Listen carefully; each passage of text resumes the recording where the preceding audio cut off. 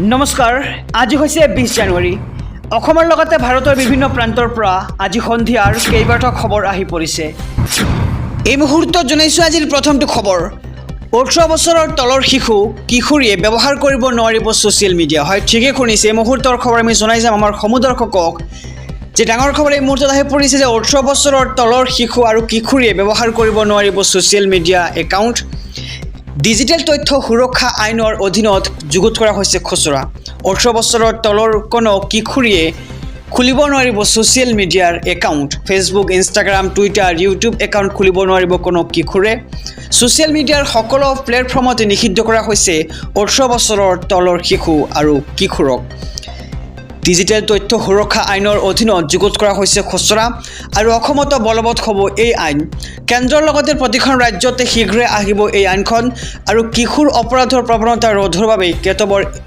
এই বিশেষ পদক্ষেপ গ্ৰহণ কৰা হৈছে ছ'চিয়েল মিডিয়াৰ একাউণ্ট খুলিবলৈ লাগিব অভিভাৱকৰ অনুমতি আৰু ইয়াৰ বাবে অভিভাৱকৰ পৰা অনুমতি বিচাৰিছে চৰকাৰে অনুমতি অবিহনে একাউণ্ট খুলিলেই পৰিব বিপদত এই মুহূৰ্তত জনাইছোঁ আজিৰ দ্বিতীয় নম্বৰ খবৰটো মহিলা চিকিৎসকৰ সৈতে কুকৰ্ম কৰা সঞ্জয় ৰায়ক যাৱজ্জীৱন কাৰাদণ্ড প্ৰদান কৰা হৈছে আৰু দেখা গৈছিল যে অহা বছৰত কলিকতাত এগৰাকী মহিলাৰ সৈতে কুকৰ্ম সংঘটিত হৈছিল আৰু এই কুকৰ্মক লৈ উচ্চতম ন্যায়ালয়ৰ গুৰুত্বপূৰ্ণ ৰায়দান মহিলা চিকিৎসকৰ সৈতে কুকৰ্ম কৰা সঞ্জয় ৰায়ৰ শাস্তি ঘোষণা কৰা হৈছে ইতিমধ্যে সঞ্জয় ৰায়ক যাৱজ্জীৱন কাৰাদণ্ড বিহিলে এইবাৰ আদালতে লগতে 50,000 টকাৰ জৰিমনা বিহিলে সঞ্জয় ৰায়ক এই মুহূৰ্তৰ খবৰ জনাইছোঁ যে কলকাতাৰ RG কৰ হাস্পাতাল কাণ্ডক লৈ শিয়ালদহ আদালতৰ গুৰুত্বপূৰ্ণ ৰায়দান যোৱা বৰ্ষৰ 9 আগষ্টত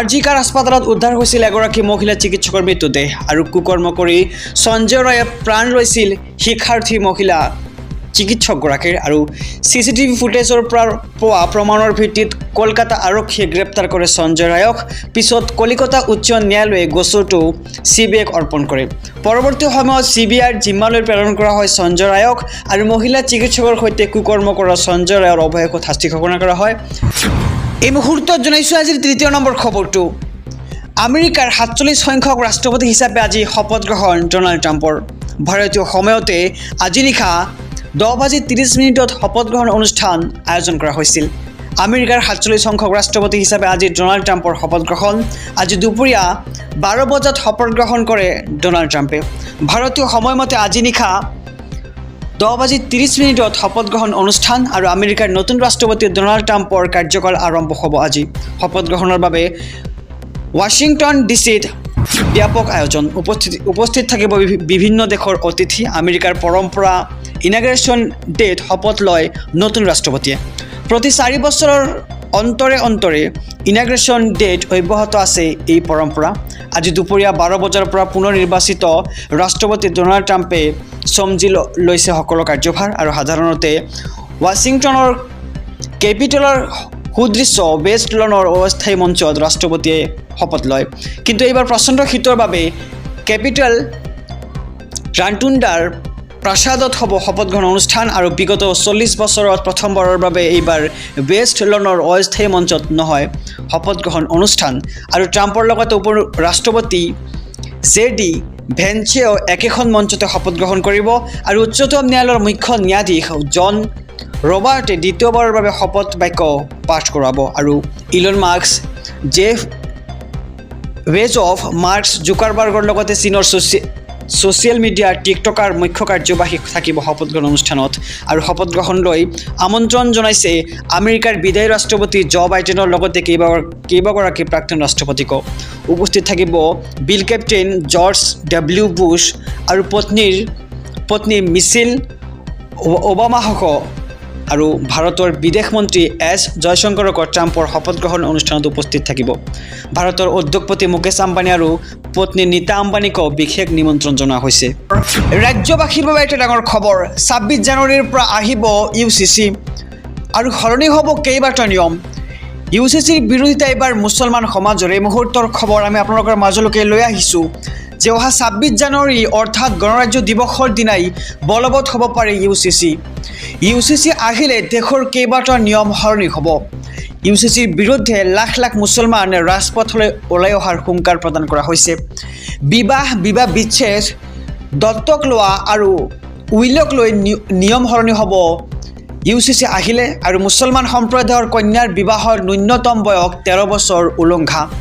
সৰ্বধৰ্মীয় লোকৰ মাজত হোৱাৰ বহু বিবাহ প্ৰক্ৰিয়া বন্ধ হ'ব ইউচিচিত, আৰু লিভ ইন সম্পৰ্ক থকাসকলে পৰ্টেলত নিজৰ তথ্য পঞ্জীয়ন কৰিব লাগিব, আৰু সম্পত্তিৰ উত্তৰাধিকাৰীলৈও নিয়ম সলনি হ'ব ইউচিচিত। ইউচিচি বলবৎ কৰা দেশৰ প্ৰথমখন ৰাজ্য হৈছে উত্তৰাখণ্ড, আৰু ইউচিচিত বলবৎ হ'লে পিছদিনাই আদালতত হাজিৰ হোৱাৰ হুংকাৰ মুছলমানৰ।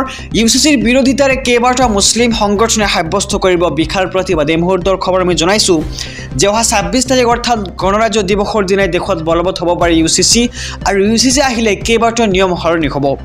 উমৈহতীয়া দেৱানী বিধিক লৈ জমিয়ত উলমা হিন্দু মুছলিম সেৱা সংগঠনৰ স্পষ্ট ঘোষণা। কোনোপধ্যে ধৰ্মৰ বিৰুদ্ধে যোৱা ইউনিফৰ্ম চিভিল কোড অৰ্থাৎ ইউচিচি মানি লোৱা নহ'ব। একমাত্ৰ উত্তৰাখণ্ডতহে ইউচিচি বলবৎ কৰিবলৈ যোজা চলাইছে ধামী চৰকাৰে, আৰু অহা 26 জানুৱাৰী অৰ্থাৎ গণৰাজ্য দিৱসৰ দিনাই বলবৎ হ'ব পাৰে ইউচিচি, আৰু ইউচিচি আহিলে দেশৰ কেইবাটাও নিয়ম সলনি হ'ব। আহিছোঁ পৰৱৰ্তী খবৰৰ মাজলৈ। বেংক কৰ্মচাৰীয়ে বেয়া ব্যৱহাৰ কৰিছে নেকি আপোনাৰ লগত? যদি কৰিছে তেন্তে ভাল খবৰ এই মুহূৰ্তত আহি পৰিছে, কিয়নো এইবাৰ গ্ৰাহকসকলৰ সুবিধাৰ্থে মুকলি কৰা হৈছে কেইবাটাও ফোন নম্বৰ, আৰু যি ফোন নম্বৰৰ যোগেদি আপুনি অভিযোগ দিব পাৰিব। এই মুহূৰ্তৰ খবৰ জনাইছোঁ আমাৰ সমুদৰ্শকক যে বেংক কৰ্মচাৰীয়ে আপোনাক বেয়া ব্যৱহাৰ কৰিছে নেকি? আপোনাৰ কাম কৰি দিয়া নাই নেকি বেংক কৰ্মচাৰীয়ে? কাম কৰি দিয়াৰ নামত থিয় কৰাই ৰাখিছে নেকি আপোনাক? আৰু বেংক কৰ্মচাৰীয়ে যদি আপোনাৰ লগত এনেধৰণৰ ব্যৱহাৰ কৰিছে তেন্তে ভাল খবৰ আপোনাৰ বাবে, কিয়নো আপুনি এতিয়া সেই কৰ্মচাৰীজনৰ বিৰুদ্ধে দিব পাৰিব অভিযোগ, আৰু অভিযোগ পোৱাৰ লগে লগে বেংক কৰ্মচাৰীৰ বিৰুদ্ধে লোৱা হ'ব একশ্যন। আৰু গ্ৰাহকসকলৰ সুবিধাৰ প্ৰতি লক্ষ্য ৰাখি কেইবাটাও নম্বৰ মুকলি কৰা হৈছে। বেয়া ব্যৱহাৰৰ সন্মুখীন হ'লে আপুনি লগে লগে দিব পাৰিব অভিযোগ। SBI গ্ৰাহকৰ বাবে মুকলি কৰা হৈছে 5টা বিশেষ ফোন নম্বৰ। 1800-1234, তৃতীয়টো নম্বৰ হৈছে 1800-2100, তৃতীয়টো নম্বৰ হৈছে 1800-112211। আকৌ এটা নম্বৰ হৈছে 1800-425-3800, আৰু এটা নম্বৰ হৈছে 080-265-990। আৰু অভিযোগ সত্য প্ৰমাণিত হ'লে চাকৰি হেৰুৱাব পাৰে বেংক কৰ্মচাৰীজনীয়ে।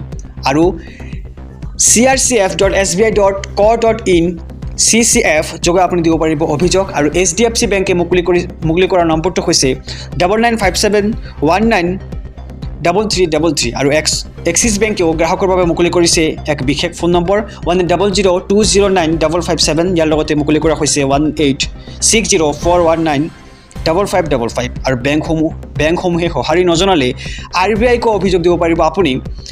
9022604000 নম্বৰৰ জৰিয়তে আপুনি RBIক অভিযোগ দিব পাৰিব, আৰু 14448ত ফোন কৰি অভিযোগ দাখিল কৰিব পাৰিব আপুনি।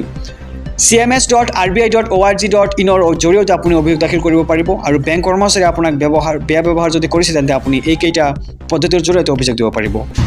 দোকানী ব্যৱসায় উদ্যোগীৰ বাবে এটা ভাল খবৰ। এইটাৰ পৰা ঘৰতে বহি আপুনি লাভ কৰিব ট্ৰেড লাইচেন্স। চাওক সহজ প্ৰক্ৰিয়া, আপুনি কেনেদৰে লাভ কৰিব ট্ৰেড লাইচেন্স।